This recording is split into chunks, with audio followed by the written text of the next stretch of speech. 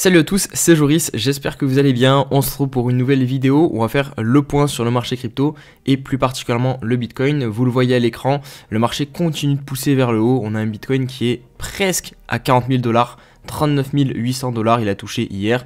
Donc voilà, il manque plus grand chose pour venir toucher ces 40 000. Personnellement, voilà, mon portefeuille continue de grossir. Alors, je vais vous faire donc un suivi de marché dans cette vidéo et comme d'habitude, je vais mettre en perspective avec mon portefeuille personnel pour vous donner les endroits où je vends, les endroits où je veux acheter et globalement, voilà, vous montrer vraiment concrètement les actions que moi personnellement je fais avec mon portefeuille. Je pense que c'est quand même plus intéressant. En tout cas, si c'est le cas et que ça vous intéresse, n'oubliez pas de liker et vous abonner à la chaîne YouTube pour ne pas rater les prochaines vidéos.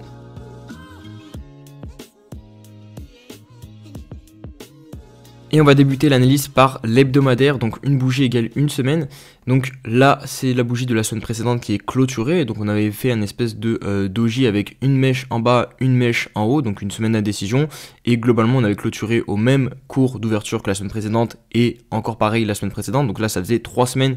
On a consolidé un petit peu entre globalement 35 000 et 38 000 $ en haut, qui était la résistance du range 4 heures daily. Là, vous le voyez, donc cette semaine, on est en train de casser à la hausse ce range. Il va falloir tenir la clôture donc hebdomadaire ce soir, au mieux au-dessus de 40 000.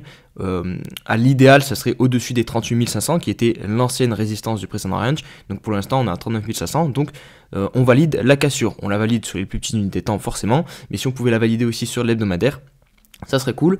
Et du coup, en hebdomadaire, que dire, hormis que c'est bullish, hormis qu'il n'y a aucun signe de retournement possible pour le moment. Enfin, on voit aucun signe de retournement. Là, c'est une bougie quasiment pleine sur la clôture comme ça, avec très peu de mèches au-dessus. Donc voilà, on ne voit pas la présence de vendeurs pour le moment sur ce marché en hebdomadaire. Maintenant, si on regarde au niveau des zones, je vais le redire, voilà, ça fait jamais de mal, je pense, de se resituer un petit peu au niveau du prix du Bitcoin où on se trouve. Donc vous le voyez ici, c'est gris, pardon, et c'est écrit 0,618, c'est tout simplement la zone de rechargement. Donc si on prend ce top-ci jusqu'au bottom de FTX, vous voyez qu'on est pile dans la zone de rechargement. Donc globalement, si les vendeurs veulent défendre ce top, c'est ici que le risque-reward sera le plus intéressant pour le faire.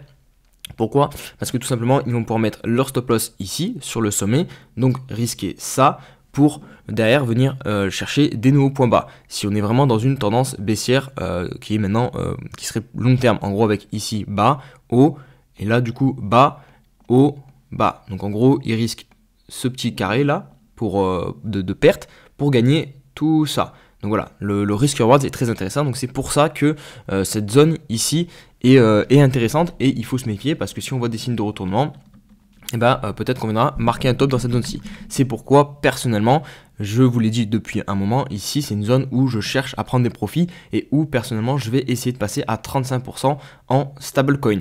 On ira voir mon portefeuille juste après. J'ai repris encore un petit peu de profit hier sur le pump là qu'on a eu, mais vous le savez, je mêle un petit peu l'analyse technique avec un peu de fonda, avec la narrative des ETF. Et tant que pour moi les ETF ne seront pas acceptés, eh bien le prix du Bitcoin continuera de monter. Et ensuite, on aura un sell the news. C'est le scénario que je joue. Donc voilà, je ne vends pas tout de suite à 35% en stablecoin puisque j'attends que les ETF soient acceptés. Et je pense qu'on peut pousser encore plus haut puisque je trouve qu'il y a quand même beaucoup de personnes qui sont dans le déni, qui disent que voilà, c'est pas le bull run, c'est pas possible, ça peut pas commencer maintenant. Donc je pense qu'il y a encore pas mal de souffrance à aller toujours plus haut sans trop retracer. Et c'est ce qu'on fait. Vous voyez, on a très très peu de retracement. Et ça, je pense que ça frustre pas mal de personnes. En tout cas, sinon au niveau des zones d'achat qui vont m'intéresser, parce que là vous voyez c'est la zone de vente, donc là globalement je vous l'ai dit, zone grise, j'essaie de passer à 35% en stablecoin, et sinon la zone, les prochaines zones d'achat, on va voir les 0,382 de Fibonacci, à l'inverse, là je vous ai montré au niveau d'un mouvement baissier, mais maintenant au niveau du mouvement haussier, donc on prend le bottom, on prend le top, et les zones ont évolué comparé à la dernière vidéo, tout simplement parce que le top a évolué lui aussi, on est plus haut maintenant, donc forcément les zones augmentent un petit peu, donc maintenant le 0,382 est à 30 000 $ tout pile, 30 000 $ qui fait zone de confluence parfaite avec ce niveau ici, vous le voyez, qui était une zone de résistance tout simplement. Donc ça pourrait être intéressant si jamais on revient ici sur ce niveau-ci de payer ce support. Donc potentiellement, je rentrerai un petit peu de mes stablecoins sur ce niveau-ci. Et ensuite, l'autre niveau qui va m'intéresser et qui sera bien plus intéressant, c'est tout simplement le 0,118 qui est à 24 800 $ et qui est pile sur ce niveau clé aussi. Donc vous voyez, niveau de support, là on a fait un double bottom parfait. Il y a probablement beaucoup de liquidités à venir chercher sous ce niveau-ci. Donc personnellement, si jamais on vient retracer ici, là c'est ici que je convertirai pas mal de stablecoins pour racheter des cryptos. Donc dans toute cette box ici, entre les 0,118 à 24 800 et les 0,786 à 20 500. On passe maintenant sur mon portefeuille, donc vous le voyez, 22 184 €. Alors je suppose qu'il est plus haut que la dernière vidéo, puisque forcément le marché se trouve plus haut.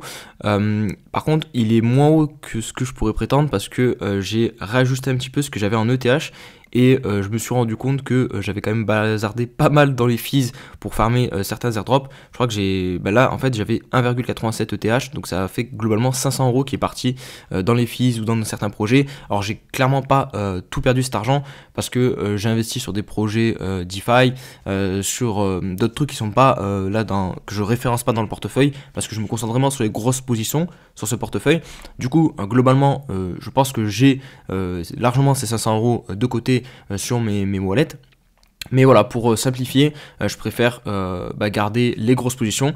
Donc là, voilà, il y a 500 € en moins, je pense, sur mon portefeuille, comparé à la dernière vidéo. Voilà, en gros, dans la dernière vidéo, il y avait 1,87 je crois de TH, ou 1,81, je sais plus exactement. Là, il y a 1,61. Donc voilà, ça fait une petite différence, mais bon, c'est pas très grave. Voilà, le portefeuille continue de monter, ça c'est le plus important. On a 44,5% en BTC et je suis à 29,22 en USDT. Comme je vous l'ai dit, j'espère passer à 35%, mais j'attends que la narrative ETF soit terminée. Donc c'est là où je prendrai vraiment massivement des profits, où je convertirai donc du BTC très probablement en USDT. Au niveau de mes autres positions, il y a eu du mouvement, parce que notamment au niveau de Flux, on va passer directement sur les graphiques, ce sera plus sympa de parler, je pense, avec les graphiques sous les yeux. Flux, hop, on va se mettre un hebdomadaire. Je suis revenu à mon prix d'entrée. J'avais investi 500 €. Là, vous voyez, avec cette magnifique déviation, on avait, vous voyez ici, support, cassure du support. On consolide dessous, hop, bim, on réintègre. Ça, c'est hyper bullish, j'adore. Donc, je vais conserver mes Flux.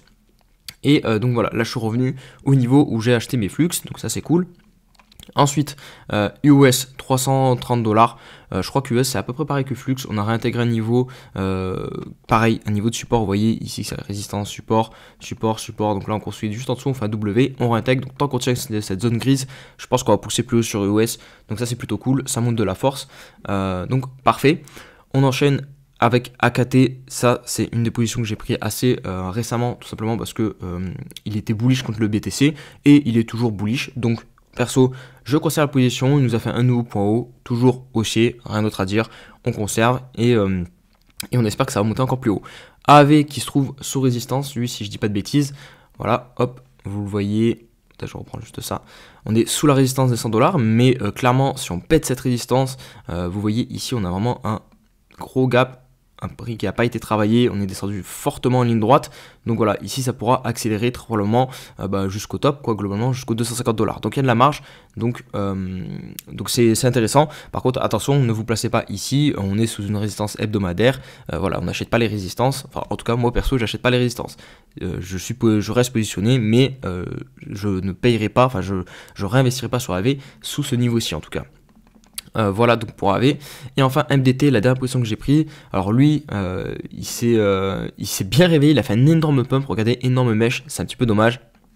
On a pris globalement 100% et là il a reperdu je crois 50% si je dis pas de bêtises, voilà 50%, donc c'est dommage. Ça avait fait un très très beau pump sur mon portefeuille, globalement j'avais 400 € de MDT pour 200 € investis à peu près, donc voilà c'est dommage.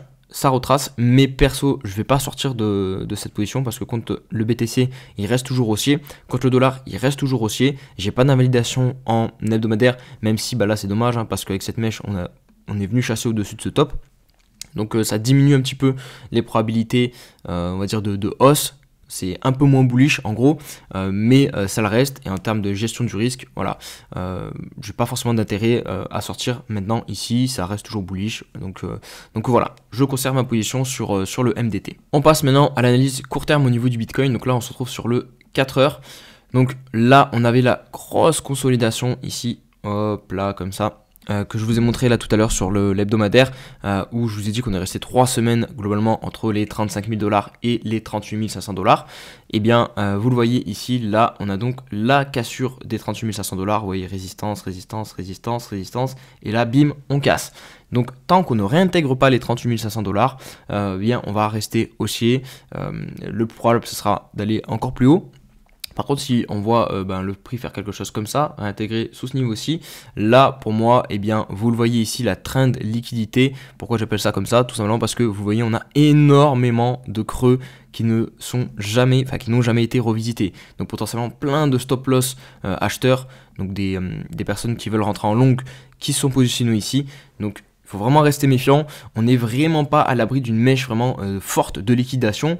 Ça ne veut pas dire que le prix va se retourner derrière.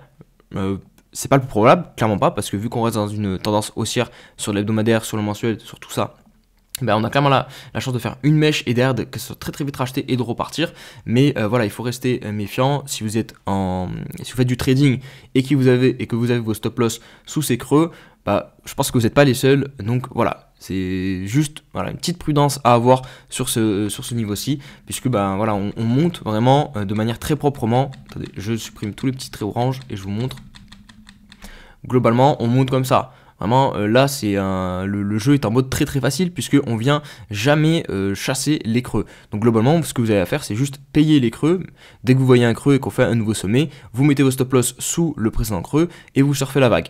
En général, ça ne dure pas une éternité, ce genre de play, sauf si, à l'inverse, en fait, on a les gens, enfin les retails qui sont sur le marché, qui cherchent en fait à chaque fois à short. S'il y a au final plus de gens qui vont chercher à short, qui dès qu'on fait un nouveau top, puisqu'ils se disent, peut-être comme moi, qu'on voit cette trendline, qu'on va venir chercher la liquidité, que voilà, il y a des gens à sortir en bas, ils s'amusent à shorter directement le top. S'il y a plus de personnes dans ce cas-là, le marché a tout intérêt au final à continuer de pousser et laisser ces creux intacts. Jusqu'à ce que la psychologie de marché s'inverse et que là du coup il y a plus d'intérêt à venir chercher le bas. Et enfin on va conclure la vidéo avec un petit point sur ETH contre le Bitcoin et la BTC dominance qui est très important aussi puisque ces deux indicateurs vont me faire des mouvements au niveau de mon portefeuille, mais pas sur la paire USDT BTC, mais plutôt sur BTC contre les autres altcoins. En gros, je vais vendre des BTC pour m'exposer à des altcoins. C'est ce que j'ai commencé à faire un petit peu avec le AKT et le MDT, qui sont deux cryptos bullish contre le BTC. C'est très important, je vous l'ai montré dans les autres vidéos, j'ai investi en fonction de ces graphiques, donc j'ai regardé le graphique de AKT contre le Bitcoin et le graphique de MDT contre le Bitcoin pour investir. Et là du coup on va regarder la BTC dominance pour avoir une vue d'ensemble plus globale. Et malheureusement, alors je dis malheureusement pour ceux qui sont investis en altcoins, mais moi aussi puisque j'ai des altcoins et j'aimerais bien qu'on se dirige petit à petit vers une alt season, ça serait sympa. On voit toujours pas cette alt season. J'avais ce niveau des 52% qui était important. Je l'ai dit, si on clôture au-dessus, je pense qu'on aura trouvé un top sur ce niveau-ci. Donc là, ça aurait été le top à 54%. Là, vous le voyez, depuis 3 semaines, on est reparti à la hausse. Donc malheureusement, toujours pas de signe de faiblesse actuellement sur la BTC dominance. Et si on prend ETH BTC, eh bien malheureusement aussi c'est toujours la même chose. J'ai toujours mon signal d'achat si on clôture au-dessus donc de cette bougie du 23 octobre 2023. Là je convertirai du Bitcoin en ETH. Mais pour le moment, on n'y est pas. Alors, on ne dump pas. On est clairement ici en train de consolider. Est-ce que cette zone de consolidation, c'est une distribution pour derrière pousser le prix plus bas et casser ce point bas, ou une accumulation pour au contraire du coup repartir sur une tendance haussière? Ça je peux pas le savoir malheureusement, donc on verra comment ça se termine, mais le plus important c'est d'avoir son plan, et moi j'ai mon plan, c'est je vous l'ai dit, une clôture au-dessus de ce trait, je convertirai du Bitcoin en ETH. Si jamais ce n'est pas le cas, eh bien on sera patient et on attendra un autre signal qui du coup arrivera plus bas. Potentiellement ici vous voyez une petite zone grise qui peut être intéressante, qui peut servir de support, puisque tout simplement elle a déjà servi de résistance dans le passé. Et sinon, eh bien on prendra l'ampleur, enfin la totalité du mouvement haussier, donc de ETH contre le Bitcoin, et on regarde la zone de rechargement, et vous le voyez, elle est ici. Donc ici potentiellement on verra ETH marquer un bottom contre le BTC. Donc on n'y est pas encore, on attend de voir comment cette zone-ci va se résoudre, mais voilà, au moins vous avez les zones intéressantes à surveiller si jamais on casse par le haut ou si jamais on casse par le bas. Voilà les amis pour cette vidéo, je vais pas faire plus long. Si elle vous a plu, n'hésitez pas à liker comme je vous l'ai dit, ça soutient la chaîne, à vous abonner pour les prochaines vidéos et je vous dis à très vite. Allez, ciao ciao.